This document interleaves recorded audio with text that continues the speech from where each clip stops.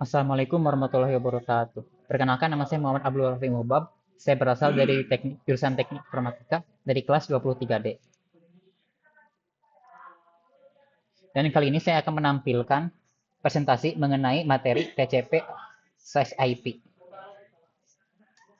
Yang pertama-tama adalah deskripsi. TCP/IP atau Transmission Control Protocol or Internet Protocol adalah standar komunikasi data yang digunakan dalam proses tukar-menukar data dari satu komputer ke komputer yang lain di dalam suatu jaringan. Yang kedua ada layer pada TCP/IP. Macam-macam layer pada TCP/IP. Yang pertama-tama ada application layer, transport layer, internet layer, dan yang terakhir adalah network access layer. Yang pertama-tama adalah application layer. Ini merupakan lapisan yang paling atas yang menunjukkan aplikasi dan program yang menggunakan model TCP atau IP untuk berkomunikasi dengan pengguna melalui aplikasi dan berbagai tugas yang dilakukan oleh oleh lapisan tersebut. Protokol pada lapisan ini diantaranya adalah HTTP, SMTP, dan FTP. Contoh analogi layer ini adalah ketika membuka dan menjalankan web browser, maka perangkat akan menjalankan protokol HTTP secara otomatis. Yang kedua adalah transport layer. Lapisan ini bertanggung jawab untuk membuat koneksi antara perangkat terkirim dan penerima dan juga melakukan tugas membagi data dan dari lapisan aplikasi ke dalam paket-paket yang kemudian digunakan untuk membuat rangkaian sebuah program. Protokol pada lapisan ini diantaranya adalah TCP, kemudian UDP, dan juga source port. Yang ketiga ada internet layer. Lapisan internet menjalankan tugas mengendalikan transmisi data melalui berbagai mode jaringan dan menjalankan protokol yang terkait. Lapisan ini menjalankan banyak fungsi penting dalam model TCP/IP. Beberapa di antaranya adalah yang pertama menentukan jalur yang akan digunakan paket data untuk transmisi. Yang kedua memberikan IP address untuk sistem. Beberapa protokol pada lapisan ini adalah IP dan ARP. IP merupakan jantung dari TCP/IP dan merupakan protokol terpenting pada layer ini. Yang terakhir ada network access layer.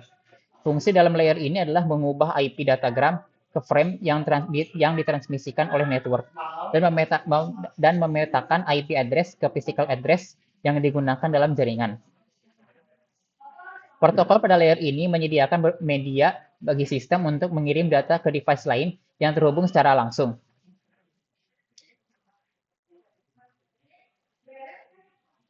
Yang kemudian ada fungsi network access layer dalam TCP/IP dan protokol yang belum dikenal digunakan sebagai protokol level yang lebih tinggi.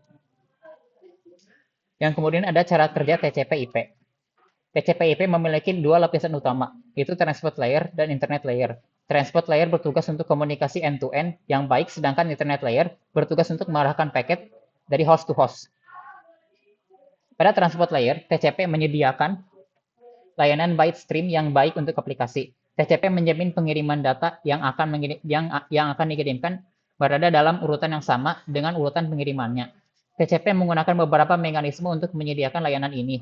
Di antaranya itu adalah sequence number, acknowledgement, dan juga timeout. Yang kedua ada internet layer. IP bertanggung jawab untuk mengarahkan datagram atau paket dari satu host ke host yang lainnya. IP tidak menjamin pengiriman datagram, tetapi berusaha mengirimkan paket dengan sebaik mungkin. Jika datagram atau paket tidak dapat dikirim, IP akan mengirim pesan error ke source host. Yang kemudian ada kelebihan dan kekurangan TCP/IP. TCP/IP sangat fleksibel. Yang pertama-tama adalah kelebihan. TCP/IP sangat fleksibel, dapat digunakan baik dalam skala jaringan besar maupun kecil. Yang kedua dapat dijadikan dengan tipe jaringan yang lain. Yang ketiga adalah berbagai protokol dalam model ini menyediakan keamanan sistem yang baik dan juga efektif. Dan terakhir adalah TCP/IP cenderung lebih murah untuk dioperasikan. Dan kemudian ada kekurangan dari TCP/IP. Model ini cukup rumit dan memerlukan tingkat keahlian. Yang kedua adalah karena kompleksitasnya, model ini cenderung rawan terkena serangan. Yang terakhir adalah performa model ini dapat menurun karena traffic yang tinggi dan juga latensi yang buruk. Dan kemudian ada perbedaan antara OSI model dengan TCP/IP. OSI model terdiri dari 7 layer, sedangkan TCP/IP terdiri dari 4 layer. Kemudian OSI model menggunakan session layer dan presentation layer yang merupakan lapisan terpisah. Kemudian pada model TCP/IP, layer session layer dan juga presentation layer sudah dimasukkan ke dalam application layer.